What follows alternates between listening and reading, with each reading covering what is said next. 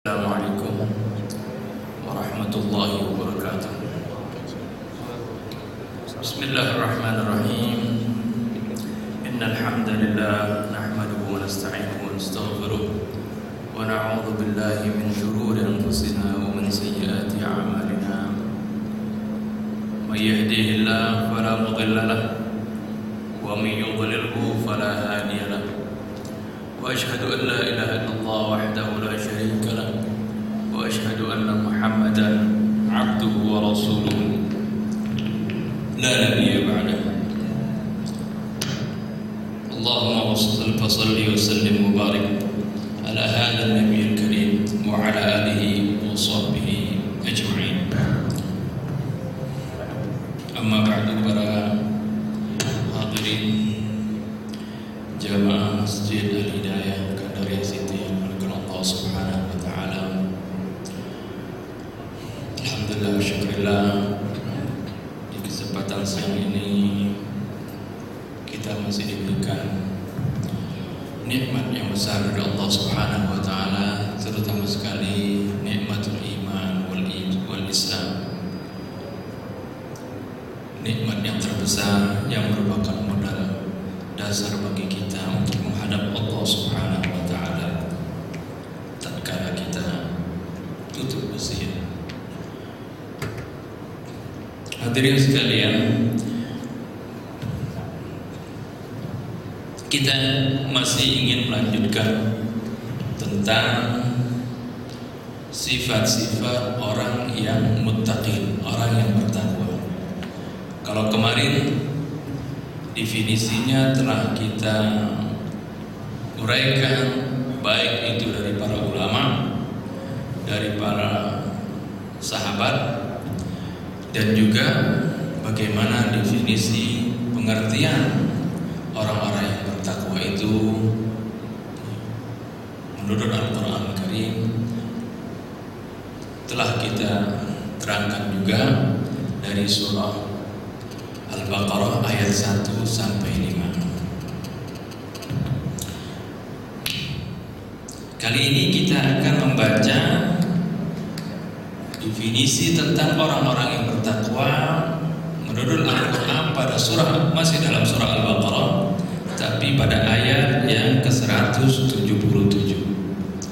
Ya, alangkah baiknya kalau yang punya Al-Quran terjemahnya dibuka ayat 177.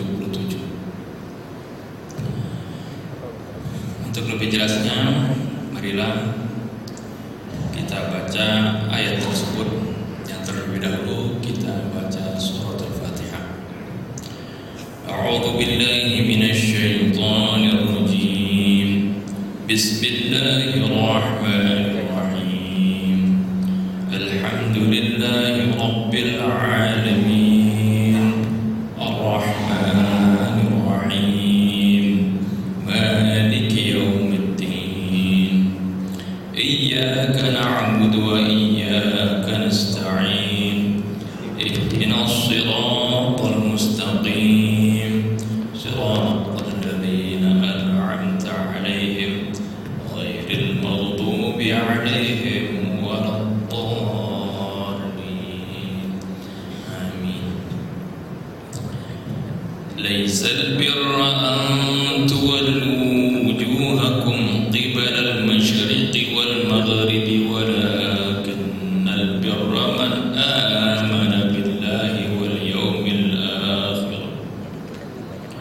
Walakinnal birra man amana billahi wal yawmil akhir wal malaikati wal kitabi wan nabiyyin والملائكة والكتاب والنبيين وآتى المال على حبه ذوي القربى واليتامى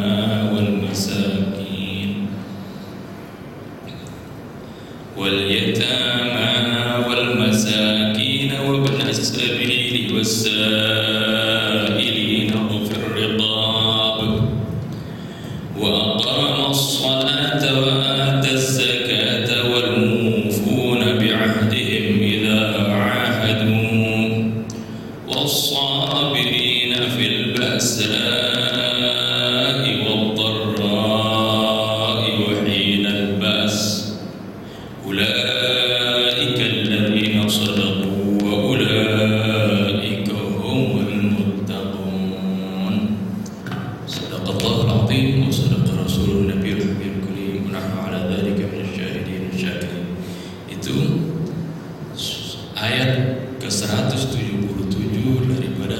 surah Al-Baqarah. Untuk itu mari kita baca satu persatu ayatnya, kalimat demi kalimat. A'udzu billahi minasyaitonir rajim. Bismillahirrahmanirrahim. Laisal birra an tuwallu wujuhakum qibala al-masyriqi wal maghrib. Laisal birra, bukanlah yang dikatakan kebaktian itu. Al-birra ini dari kata al-barru sama al-barru, itu maksudnya dari asal kata yang sama, yang arti al-barru itu asalnya adalah daratan yang luas. Kemudian kalau albir di sini artinya suatu kebaktian, suatu kebaikan yang sangat luas. Laisal birr, di sini Allah Subhanahu wa taala katakan, bukan yang dikatakan kebaktian itu atau bukan yang dikatakan kebaikan itu, antuwallu wujuhakum qibala al-masyriqi wal maghrib, yaitu kamu mengarahkan wajah kamu ke barat atau ke timur. Bukan itu yang dikatakan kebaikan. Ini ayat ini ada hubungannya dengan ayat 142 daripada surah Al-Baqarah juga, yang menceritakan bagaimana dulunya kita ketahui dalam sejarah Nabi sebelum berkiblat ke Ka'bah, dulu Nabi kalau sholat menghadapnya ke Baitul Maqdis,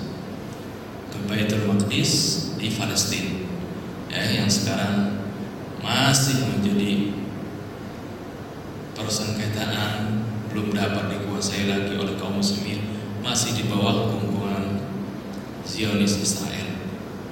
Itu dulu sebelumnya kiblat Nabi kita Muhammad SAW kalau sholat menghadapnya ke Baitul Maqdis. Tatkala Nabi SAW hijrah ke Madinah, orang-orang di Madinah, banyak orang-orang Yahudi di sana memperolok-olok Nabi. Bagaimana? Kok syariat Nabi kita nggak diikutin? Giliran ngadap kiblatnya sama, ngadap ke kiblat kita juga, kiblat kaum orang-orang Yahudi. Memang di dalam hati Nabi kita Muhammad SAW itu condong kepada menghadapnya itu ke Ka'bah. Akhirnya turunlah surah firman Allah Subhanahu wa taala yang memerintahkan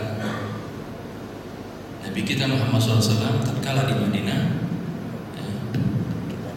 untuk menghadap ke Ka'bah, merubah kiblatnya dari menghadap Masjidil Aqsa di Palestina, Yerusalem, menuju ke Ka'bah. Qad nara taqalluba wajhika fis sama' falanwalliyannaka qiblatan tardaha fawalli wajhaka syatral Masjidil Haram wa haitsu ma kuntum fawallu wujuhakum syatrah. Aku telah melihat gejolak hati kamu, kegelisahan hati kamu fis sama, di langit. Jadi Allah Subhanahu wa taala perhatikan bagaimana Rasulullah SAW terkadang gelisah, bingung, memandang ke langit, kok belum ada perintah dari Allah Subhanahu wa taala untuk menghadap ke Ka'bah. Akhirnya dengan ini ayat turun memerintahkan Nabi kita Muhammad SAW, "Fawalli wajhaka syatral Masjidil Haram," maka hadapkanlah wajah kamu ke arah Masjidil Haram. Wa haitsu ma kuntum fawallu wujuhakum syatra, dan di mana saja kalian berada, arahkan saat kalian sholat kiblat kalian ke arah Masjidil Haram. Oleh karena itu, karena waktu itu Rasulullah SAW sedang sholat di suatu masjid, kemudian diperintahkan menghadap ke Masjidil Haram, ke Ka'bah, ke Masjidil Haram. Maka masjid yang dimana turun ayat perintah Nabi SAW menghadap ke Ka'bah yang asalnya menghadap ke Masjidil Aqsa di Palestina, itu disebut dikenal sekarang dengan Masjid Qiblatain. Jadi kalau orang yang umrah atau pergi haji ke Madinah, Biasa kita suka diajak ziarah, ada ke Masjid Quba. Di samping di sana ada masjid besar, itu Masjid Nabawi, tempat Nabi kita Muhammad SAW dikubur di sana. Ada Masjid Quba. Masjid Quba itu masjid yang pertama kali Nabi kita bangun waktu hijrah sampai di Madinah. Yang pertama Rasulullah SAW lakukan adalah membangun masjid, itu Masjid Quba. Itu kita dianjurkan juga untuk berziarah ke sana. Karena kata Nabi, barang siapa yang dari rumahnya mau dalam keadaan berwudu, kemudian dia pergi ke Masjid Quba salat dua rakaat, maka itu dia akan mendapatkan seperti pahala orang yang umroh. Ini Rasulullah kasih kabar gembira kepada penduduk-penduduk Madinah. Tatkala mereka merasa enak banget ya penduduk Mekah, setiap saat mereka bisa umroh. Orang di Mekah kan kalau mau umroh tinggal pergi ke Tanim, ada pergi ke Ji'ronah, balik lagi ke Mekah, tawaf 7 kali, sa'i 7 kali, tahallul, umroh udah.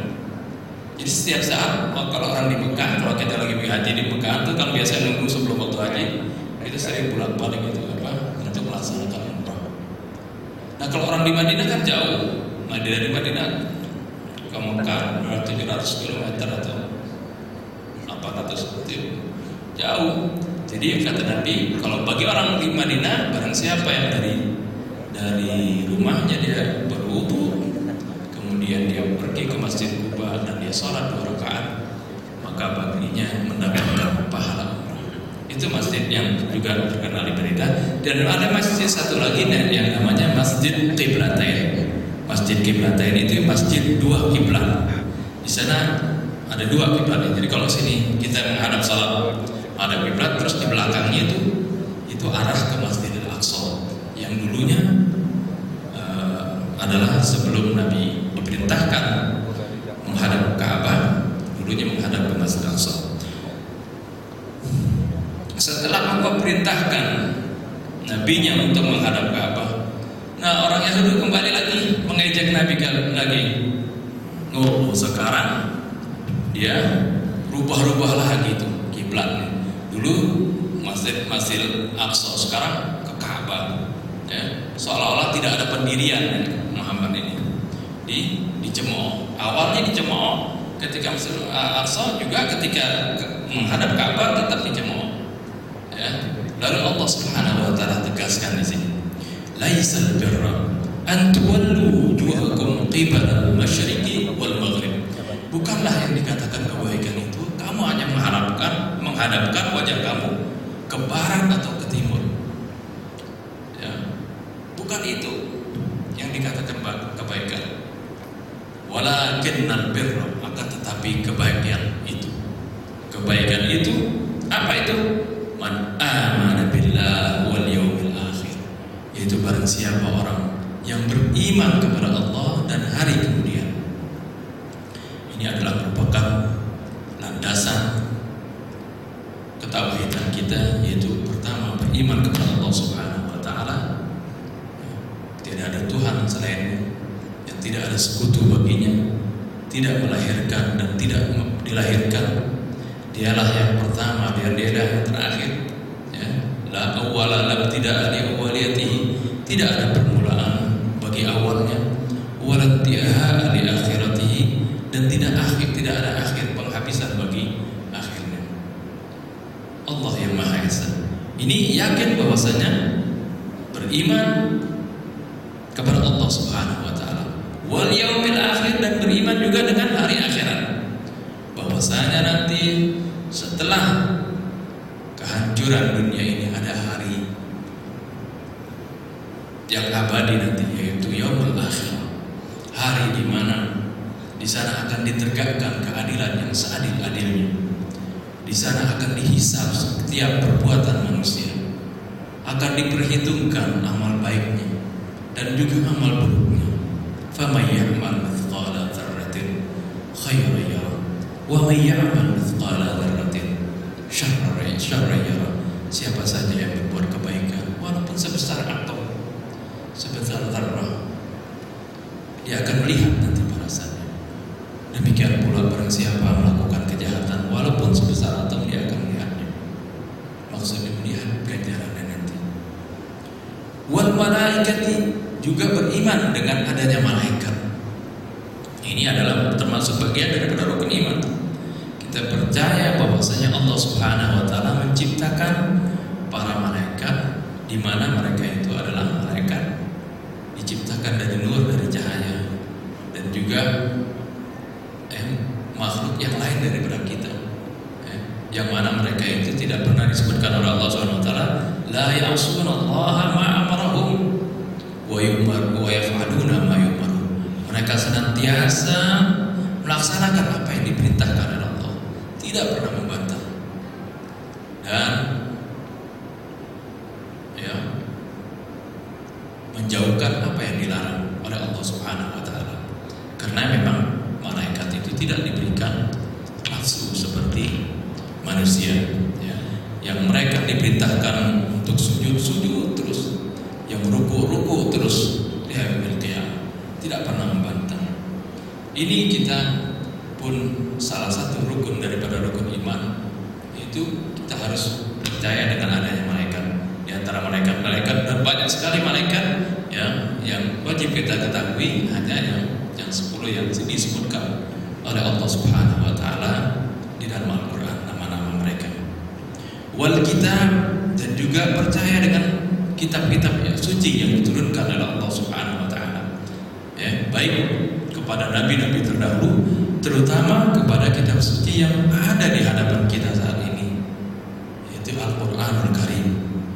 Kitab yang merupakan mukjizat terbesar Nabi kita Muhammad SAW, yang sampai saat ini masih ada di hadapan kita, yang masih otentik, yang terjamin keasliannya. Karena sejak diturunkan oleh Allah Subhanahu wa taala melalui malaikat Jibril kepada Nabi kita Muhammad SAW, Al-Qur'an ditulis, dihafal oleh Nabi, kemudian disampaikan kepada sahabat, para sahabat dihafal oleh para sahabat, kemudian ditulis dan dikumpulkan. Bahkan setiap Ramadan Rasulullah SAW tadarus, diulang lagi, dan dari generasi ke generasi dihafal. Jadi bukan satu orang yang menghafal Quran, generasi sahabat, ribuan sahabat menghafal, kemudian ke tabi'in, ratusan ribu, jutaan dihafal, terus sampai saat ini. Bahkan terkadang anak umur 10 tahun bisa hafal Al-Quran. Ini mujizat Al-Quran. Ada nggak anak kecil yang menghafal susunan karya sastra misalnya, yang setebal Al-Quran, dia hafal satu persatu hurufnya. Bahkan yang menunjukkan ada orang yang menghafal Quran waktu itu di TV juga, sampai halaman-halamannya pun bisa hafal. Ini adalah mukjizat dalam Quran kan. Jadi Allah Subhanahu wa taala pelihara sampai saat dengan firman-Nya, inna nahnu nazzalna dzikra wa inna lahu lahafizun. Kamilah yang menurunkan Al-Quran dan kami yang menjaga. Tapi saat ini banyak orang yang sudah diberikan karunia umat Islam, buku petunjuk, buku pedoman untuk keselamatan hidupnya, banyak orang yang meninggalkan Al-Quran. Al-Quran hanya sekedar dibaca saja, dibaca tapi tidak direnungi artinya, tidak dipahami artinya, dibaca, bahkan ada yang bacanya hanya pada saat-saat tertentu saja, saat ada kematian misalnya, atau hanya pada bulan Ramadan dibaca. Wal kitab wan nabiyyin, dan juga beriman dengan para nabi. Itu nabi banyak sekali tapi yang diwajibkan kita untuk mengingatnya, hafalnya itu ada 25 nabi dan rasulnya. Setelah keimanan, kemudian Allah Subhanahu wa taala menyebutkan wa atal mala ala hubbihi dzawil qurba wal yatama wal masakin. Kemudian dia di samping beriman kepada Allah, beriman kepada para malaikatnya, para nabinya dan kitabnya, juga wa atal mala, dia menyumbangkan, memberikan hartanya yang ia cintai kepada siapa? Kepada dzawil qurba, kepada kerabat. Kerabat ini didahulukan di antara kita yang juga tidak mampu. Didahulukan kerabat kita, apakah itu sepupu kita atau saudara kita, ya, adik kita atau apa yang dia kesusahan, itu lebih utama kita berikan sedekah kita kepada kerabat. Ya. Walaupun biasanya kalau sedekah kepada kerabat ini kadang-kadang kepada saudara, jangankan kita terima kasih, ya, nyapa juga kagak gitu. Tapi ini adalah pahalanya lebih besar daripada sedekah kepada orang lain. Kepada kerabat itu pahalanya lebih besar, kata Nabi. Sedekah kepada kerabat itu mempunyai dua pahala. Pahala yang pertama adalah pahala sedekah. Pahala yang kedua adalah pahala silaturahim. Sebab dengan kita memberikan infak kita, sedekah kita kepada kerabat kita akan terjalin hubungan silaturahim. Kemudian setelah itu baru wal yatama, para anak-anak yatim, wal masakin, orang-orang miskin, wa banas sabil, ya, orang-orang yang perantauan yang memang kebutuhannya sesaat, misalnya dia orang lagi merantau kehabisan bekal. Nah ini pun diperhatikan dalam Al-Quran untuk dibantu dan ditolong. Wasailin, dan orang-orang yang meminta. Nah ini menunjukkan yang minta karena memang butuh. Ini juga menunjukkan bagaimana, ya, ada di antara orang yang butuh tapi dia nggak minta. Itu yang lebih harus diperhatikan. Ya, banyak orang yang sebenarnya miskin, banyak orang sebenarnya tidak mampu, tapi dengan menjaga kehormatannya, ya, dia tidak mau meminta. Ini yang harus lebihnya diperhatikan. Seperti Allah Subhanahu wa taala sebutkan dalam surah Al-Baqarah juga ayat 273. Allah sebutkan lil fuqara alladziina uhsiru fi sabilillah la yastati'una darban fil ardi yahsabuhumul jahilu aghniya'a minat ta'affuf. Hendaklah sedekah kalian berikan kepada orang-orang fakir yang mereka itu tertahan di jalan Allah. Artinya kalau zaman dulu terkadang dia fakir tapi dia berjuang, ya, di jalan Allah, nggak sempat cari rezeki.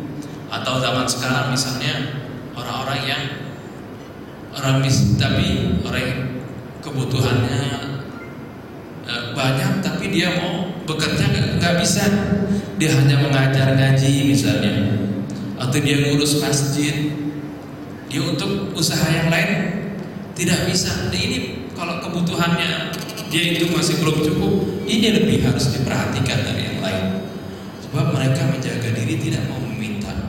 Ini lebih utama, lebih mulia daripada orang yang meminta-minta, ya, dengan walaupun dia butuh.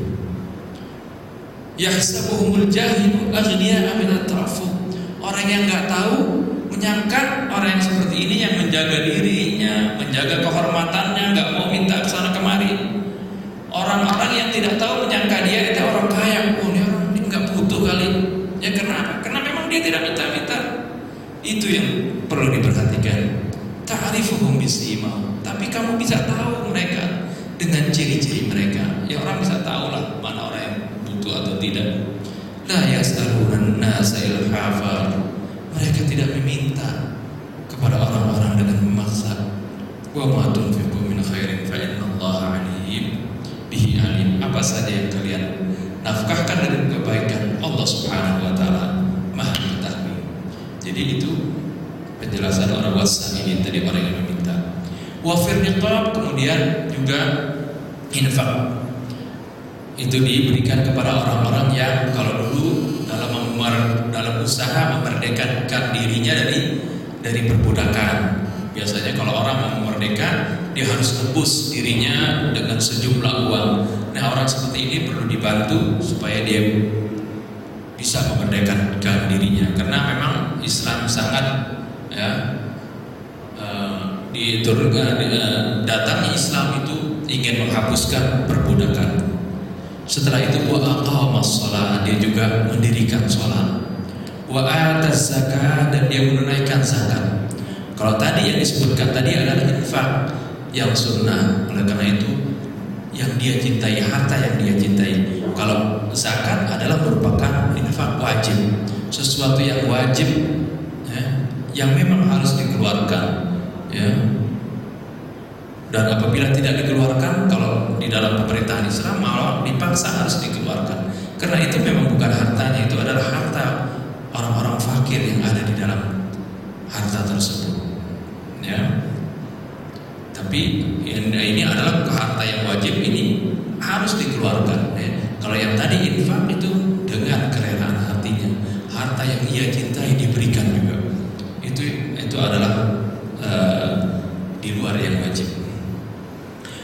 Di samping itu mereka juga wal mufuna bi ahdihim idza ahadu. Mereka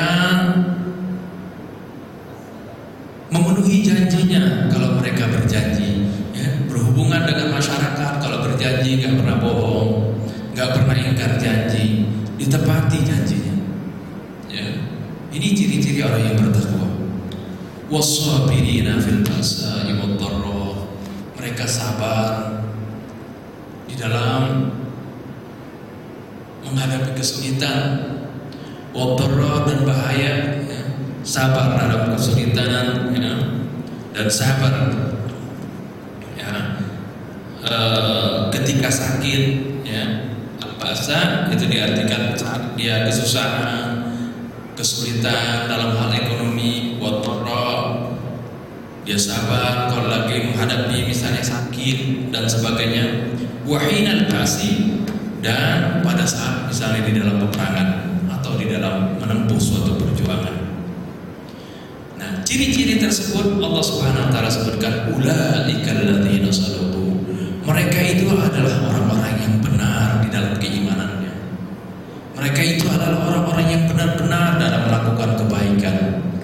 Wa ulaika humul muttaqun, dan mereka itulah orang-orang yang bertakwa. Jadi orang-orang yang bertakwa, dari ayat-ayat di atas ini, bagaimana mereka itu samping keyakinannya, tauhidnya kuat kepada Allah Subhanahu wa taala, beriman, kemudian hubungan baiknya juga baik dengan kerabat-kerabatnya, anak-anak yatim, fakir miskin, dan lingkungannya hubungannya baik. Di samping itu wa aqamas shalah, itu hubungan baik kepada Allah Subhanahu wa taala secara rutin dilakukan dengan baik. Wa ata zakat, dan juga menunaikan zakat. Kemudian ditegaskan lagi bagaimana akhlaknya dengan manusia, ya, jujur, tidak pernah menipu, tidak pernah ingkar janji, amanah, ya. Kalau diberikan amanah, dia penuhi, ditunaikan amanah tersebut. Ini adalah semuanya sifat-sifat daripada orang-orang yang muttaqin, orang-orang bertakwa, ya. Ini saja yang dapat saya sampaikan, berhubung waktu sudah habis. Mudah-mudahan apa yang kita sampaikan menambah pengetahuan kita, menambah ketakwaan kita kepada Allah Subhanahu wa taala, sehingga kita dapat mengamalkan apa yang kita dengar, apa yang kita baca daripada kitab suci yang merupakan pedoman hidup bagi kita ini. Mohon maaf, billahi taufiq wal hidayah. Wassalamualaikum.